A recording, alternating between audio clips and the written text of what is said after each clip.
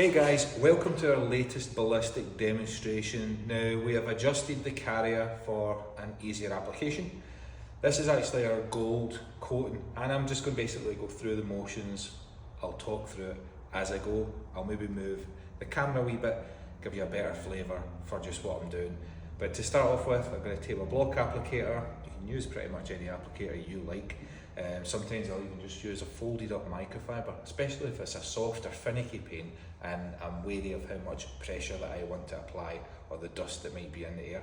So first things first is we'll load up the pad. So I'll maybe put maybe a few little lines on there. And I'll work from one side to the other. So rather than going from the middle in here, I'm going to work from this side so that that's fresher as I then progress to the other side. So, and typically I'm just going to go straight overlapping lines.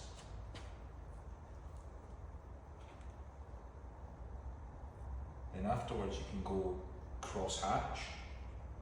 Just starting to find it getting a little bit grippy there, so I've just applied a little bit more.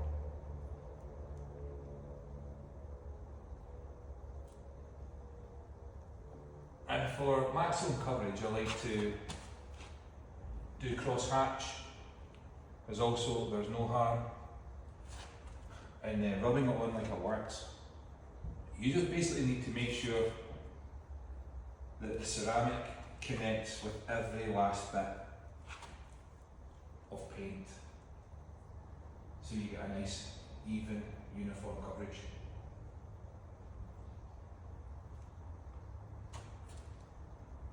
So I could go ahead and remove that just now and then start again. Or to make it easier, you can break depending on how the bonnet is, you can break it up into sections, whether that be 3, 5, 7. Some bonnets are easier to break up than others, of course. With the older ballistic it was, although this is still viscous, the last ballistic was that bit more grabbier, challenging to remove. This I will hopefully demonstrate is a lot easier now, and that's why I can easily do like a full bonnet.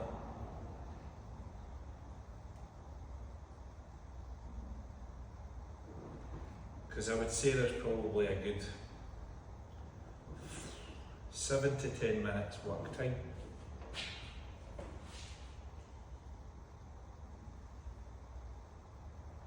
Now as we use the initial grab cloth, so you've got 3 cloths there, as we use the initial grab cloth, that's actually going to be kind of rubbing it into the panel as well, as it's taking it off. So it's going to give it a nice spread. I'll put that away now. And then I'll take cloth number 1.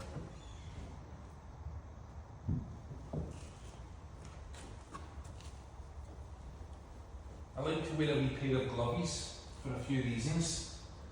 I don't really want the ceramic going into my skin. I also don't want to transfer any oils from my hand onto the paint.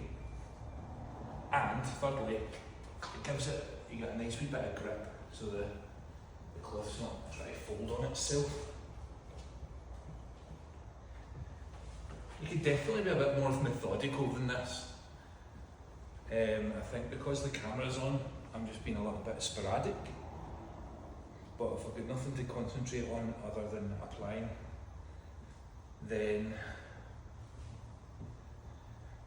it will be a lot more methodical. But see, for that initial grab, that's fine. I'll fold that up and then we're on to cloth 2. Still no cause for concern. There's some slight smears, and that's what we're going to be taking out with cloth number 2. I'll go for this angle.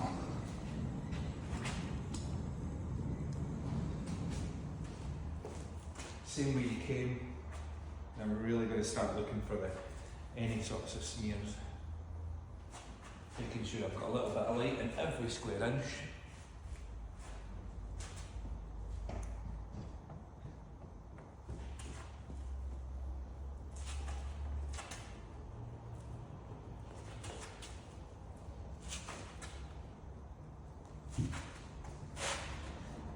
panels are starting to feel really smooth now.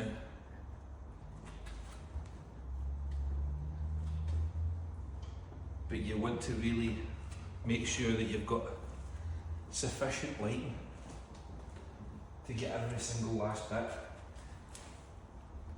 Because you can think you've got it, and then you don't. And then it's the next day, you see a high spot, and that can be a pain in the neck, especially depending where the high spot is. So check, check, check again. If you get a chance of taking the car outside, it's not raining, lucky, go for it.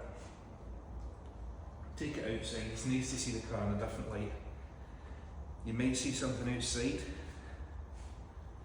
that you wouldn't have originally seen, even with all these lights in here. There's something about the natural light, especially like, see when there's like some clouds and stuff. What I'll do as well, if I've got 3 cloths the same, I'll take a Sharpie and I'll go 1, 1, 1, 1, 1, 1, just so I can identify them all, because we're having a bit of ADHD.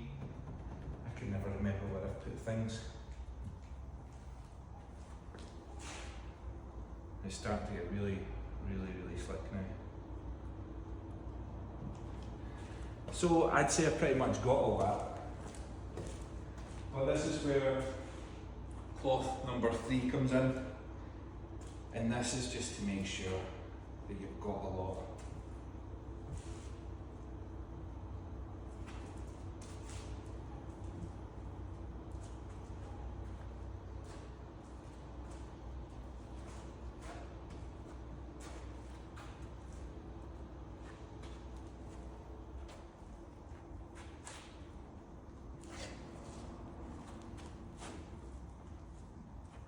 Being as methodical as I can. I'm going over bits that I feel look absolutely fine, but maybe I just didn't give it as much attention first way, when I first came around. And it is quite a interesting bonnet, isn't it? It's got a lot going on.